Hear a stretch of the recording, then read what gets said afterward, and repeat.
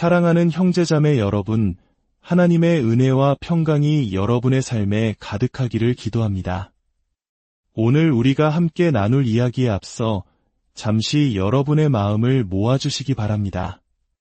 만약 이 채널을 통해 들려오는 말씀이 여러분의 영혼에 작은 울림을 준다면 구독과 공유를 통해 더 많은 이들에게 이 은혜의 빛을 전하는 귀한 도구가 되어 주십시오. 여러분의 작은 실천이 하나님의 사랑을 널리 퍼뜨리는 아름다운 길이 될 것입니다. 함께 이 길을 걸어가는 모든 분들에게 주님의 축복이 함께하기를 소망합니다. 우리는 종종 사도 바울이 고린도 교회에 보낸 첫 번째 편지를 읽으며 그들의 문제점들에 집중하곤 합니다. 교회 안의 분열, 도덕적 타락, 우상에게 바쳐진 음식 문제, 성령의 은사에 대한 오해, 그리고 부활에 대한 불신까지 우리는 이 문제들을 보며 안타까워하고 오늘날 우리 교회의 모습을 비추어 보기도 합니다. 하지만 혹시 이런 질문을 던져본 적 있으신가요? 유독 고린도 교회는 이토록 많은 그리고 심각한 문제들을 겪게 되었을까? 바울이 개척한 다른 교회들, 예를 들어 핍박 속에서도 굳건했던 데살로니가 교회나 빌립보 교회와는 무엇이 달랐을까요? 오늘 우리는 이 질문의 답을 찾아 성경의 기록 이면에 숨겨진 하나의 극적인 역사적 사건으로 시간여행을 떠나보려 합니다. 그것은 바로 사도행전 18장에 기록된 로마 총독 갈리오의 판결입니다.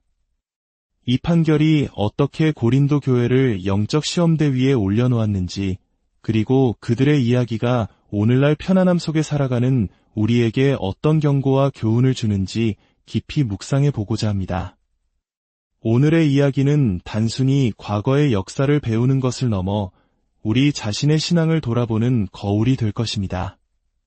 고린도 교회의 문제가 남의 이야기가 아니라 바로 우리 자신의 이야기가 될 수 있음을 깨닫는 시간이 되기를 바랍니다.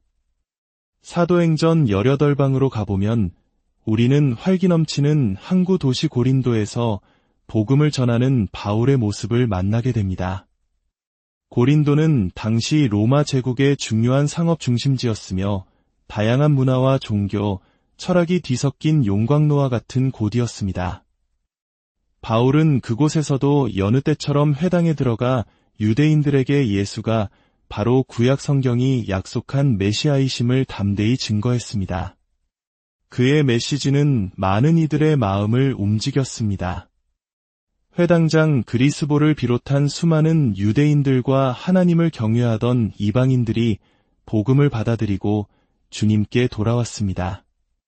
하지만 동시에 거센 반발도 있었습니다. 복음을 거부한 유대인들은 바울을 시기했고 그를 무너뜨릴 기회만을 엿보고 있었습니다. 마침내 그들은 행동에 나섰습니다.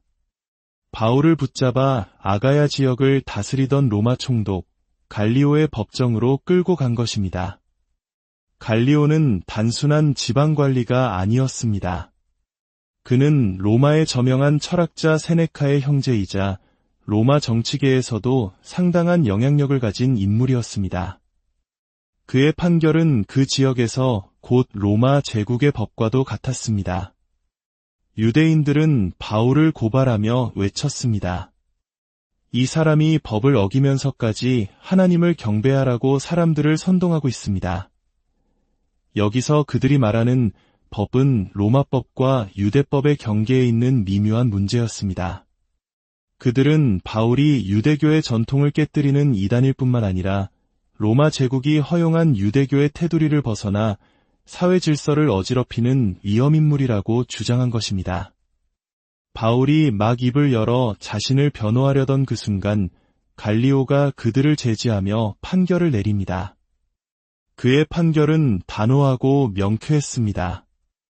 유대인들이여, 만일 이것이 무슨 부정한 일이나 불량한 행동에 관한 것이었다면 내가 너희 말을 들어주는 것이 옳거니와 만일 문제가 언어와 명칭과 너희 법에 관한 것이라면 너희가 스스로 처리하라. 나는 이러한 일에 재판장이 되기를 원하지 아니하노라. 그리고는 그들을 법정에서 쫓아내 버렸습니다. 로마 총독의 입장에서 볼 때 예수라는 인물이 메시아인지 아닌지에 대한 논쟁은 그저 유대인들 내부의 시시콜콜한 종교적 다툼에 불과했던 것입니다. 이 판결은 바울과 그의 동역자들에게는 안도의 한숨을 내쉬게 하는 순간이었을 것입니다. 로마의 공식적인 권력이 기독교의 복음 전파 활동에 문제가 없음을 선언해준 셈이니까요. 실제로 이 판결 직후 분노한 군중이 유대인 회당장 소스데네를 법정 앞에서 폭행하는 일이 벌어졌지만 갈리오는 이를 못 본 척했습니다.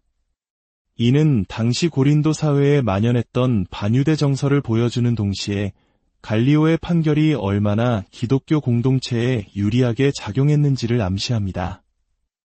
이제 고린도 교회는 공식적인 핍박의 위협에서 벗어났습니다. 로마 당국으로부터 일종의 활동 허가를 받은 것과 같았습니다.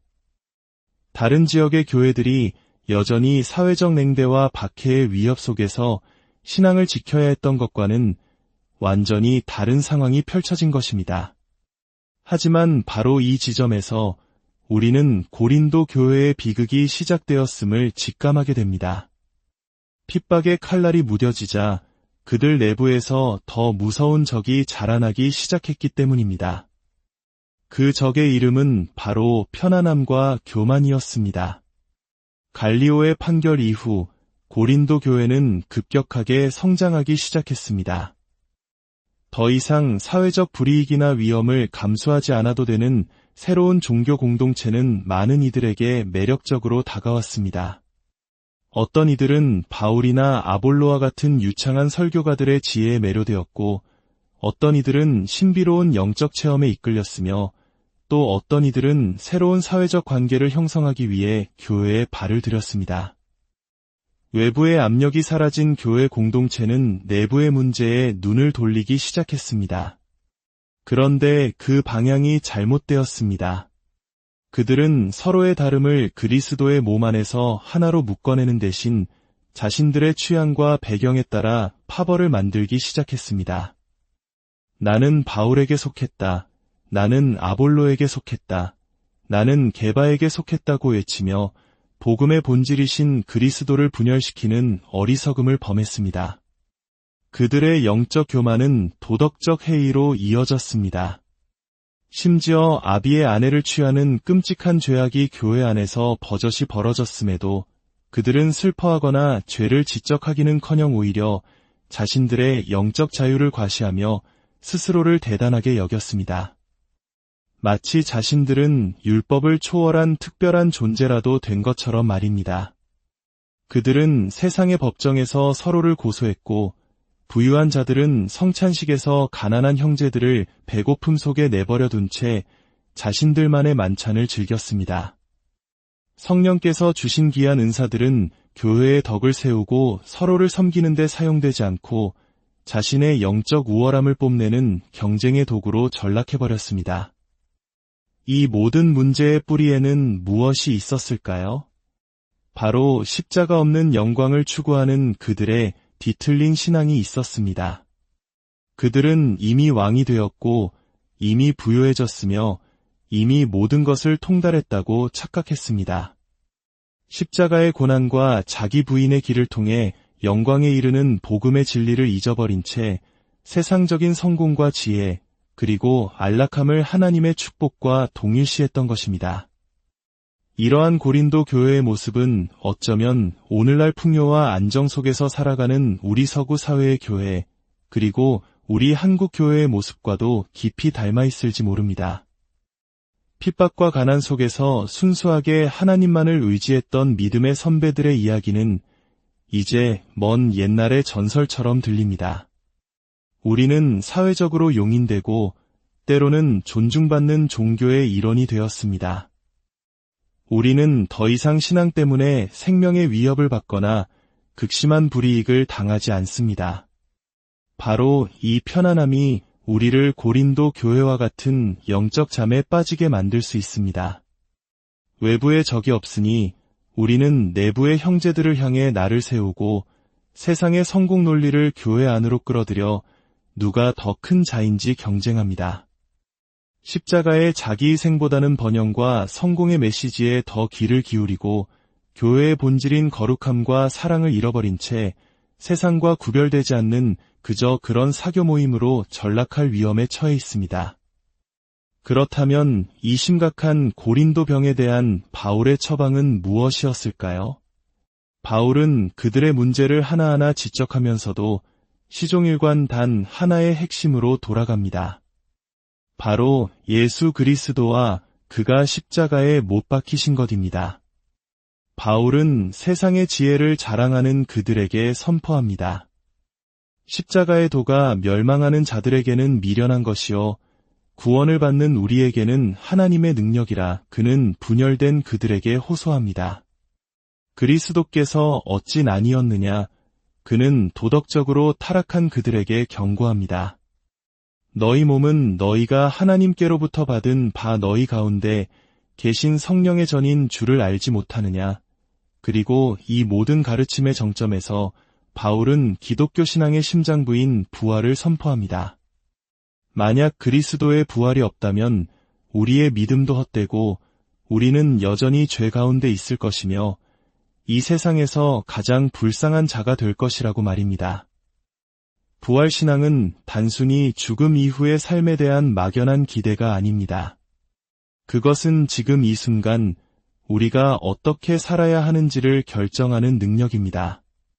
부활의 소망은 우리로 하여금 이 땅의 썩어질 가치에 연연하지 않게 하고 하늘의 영원한 영광을 바라보며 거룩하고 희생적인 삶을 살아가게 하는 원동력입니다.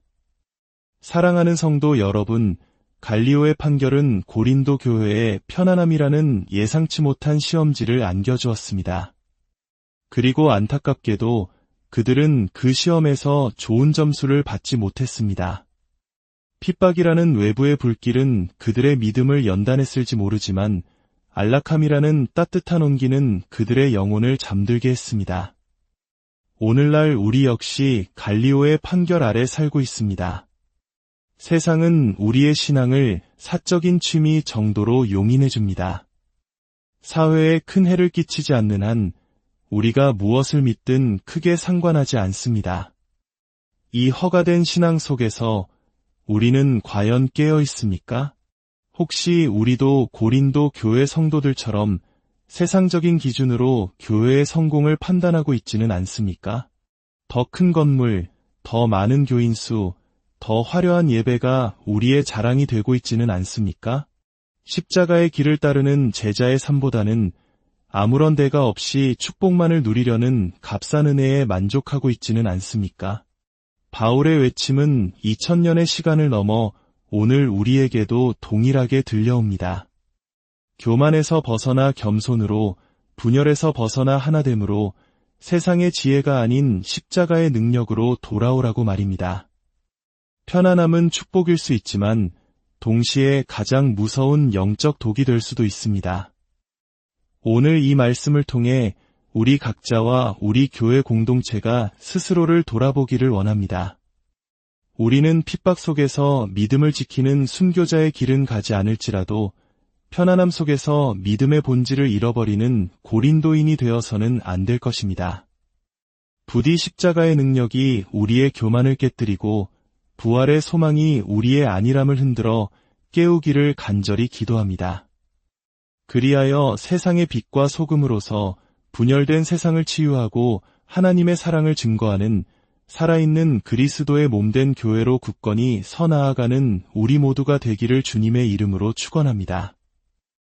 오늘 말씀을 통해 주시는 하나님의 깊은 평강과 은혜가 여러분의 모든 날들 가운데 함께 하시기를